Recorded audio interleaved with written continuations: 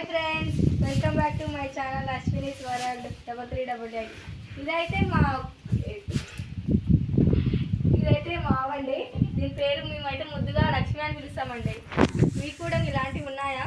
మాకైతే ఉందండి, చాలా ముద్దుగా ఉంటుందండి.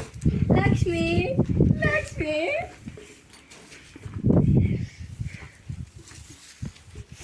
దాని పేరు అయితే బాయ్ అండి, అది మొగది రాజు అండి. చాలా బ్లాక్గా వైట్గా చాలా బాగుంటుందండి ఇది. రాజు రాజు